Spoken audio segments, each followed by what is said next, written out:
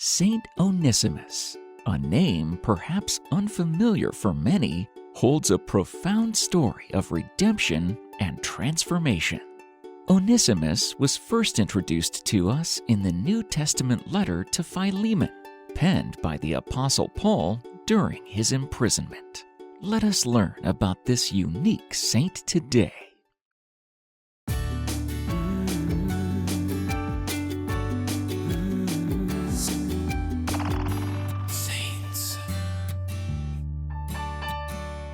Born in the obscurity of slavery, Onesimus was the property of Philemon, a prominent Christian in Colossae.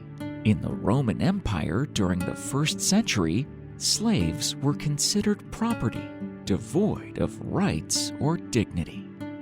Yet, in the eyes of God, every individual, regardless of social status, possesses inherent worth and is worthy of redemption.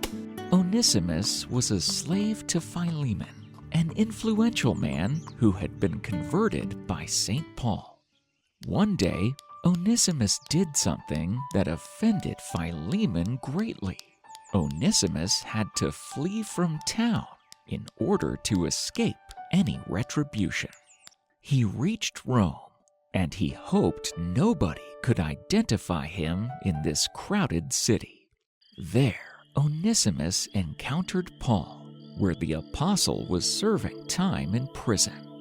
As a slave, he ran from his master Philemon, but came face to face with the living God through his servant Paul. He heard the gospel of Christ from St. Paul and was converted to Christianity. In prison, Onesimus served the Apostle Paul like a son. He was later baptized by the apostle himself. Under Paul's guidance and through the power of the gospel, Onesimus experienced a spiritual awakening. The once wayward slave became a devoted follower of Christ. Paul taught him from the scriptures, and Onesimus ministered to Paul in his imprisonment. As time passed, Paul knew that if Onesimus was to continue to mature in his faith, he needed to seek forgiveness from those he had wronged. St. Paul was personally acquainted with Philemon. Amid the flickering candlelight of his prison cell, Paul crafts a profound plea for forgiveness and reconciliation. Onesimus, whom I have begotten while in my chains, who once was unprofitable to you, but now is profitable to you and to me. I am sending him back. You therefore receive him, that is my own heart, whom I wish to keep with me, that on your behalf he might minister to me in my chains for the gospel. Hello. This is an honest appeal for support from our viewers. We haven't earned any revenue from YouTube for the past 6 months, but we continue creating content with heart and purpose. If you've been touched by our videos, we request you to take a subscription via Patreon, which will entail you to a lot of benefits, including early access and credits.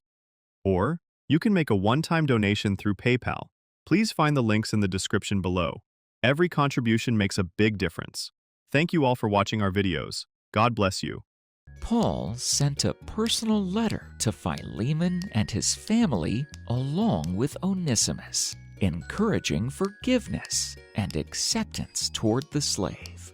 This letter is preserved in the New Testament as the Epistle to Philemon.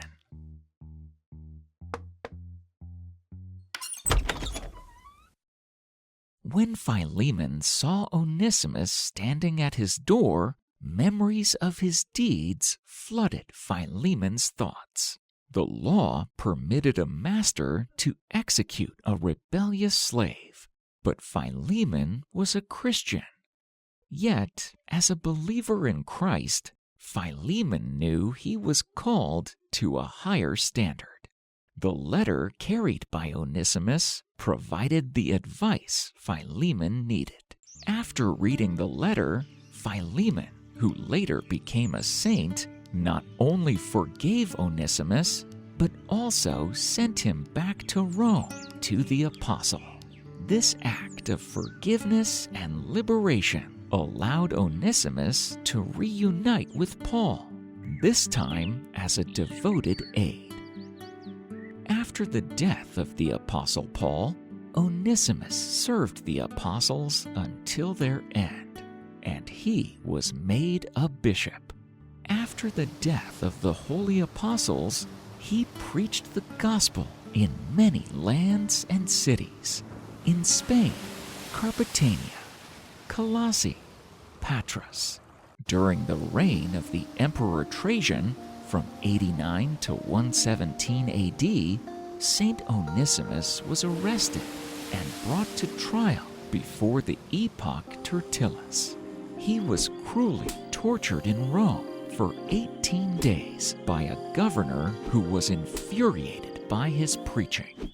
Onesimus was eventually stoned to death.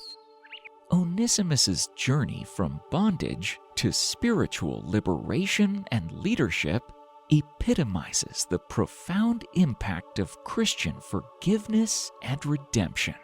His ultimate martyrdom in Rome, where he met his end through stoning, marks a poignant conclusion to his story of faith, sacrifice, and unwavering commitment to the teachings of Christ.